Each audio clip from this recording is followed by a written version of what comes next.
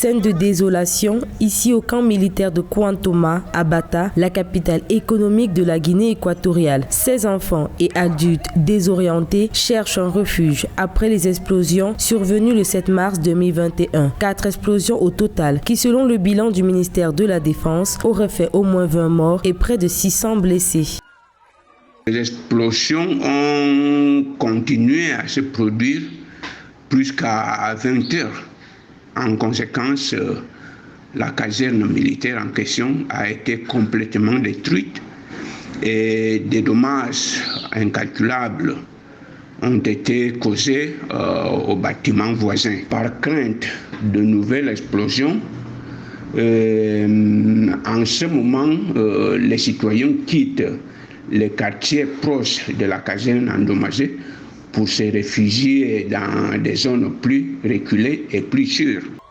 Les premières informations affirment qu'il s'agit d'explosions accidentelles de dépôts d'armes et munitions d'un camp militaire qui ont également rasé plusieurs quartiers d'habitation. D'énormes parpaings de béton jonchent les rues sur des centaines de mètres, traduisant ainsi la puissance des déflagrations. Pour le président de la République, Teodoro Obiangema, c'est la négligence qui aurait conduit à ce drame. Il a instruit une enquête pour établir les responsabilités.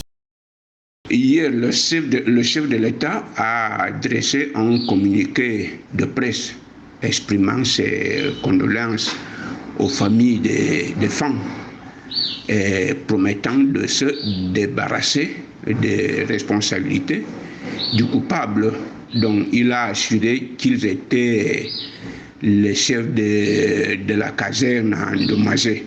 La ville de Bata abrite environ 800 000 personnes des 1,4 million d'habitants de la Guinée équatoriale. Des éléments des forces spéciales et de la gendarmerie sont logés dans ce camp militaire. Pour l'heure, les blessés sont pris en charge dans un hôpital de Bata quelque peu débordé. Les fouilles sous les décombres se poursuivent et le chef de l'État a lancé un appel à la communauté internationale pour un élan de solidarité suite à cette catastrophe.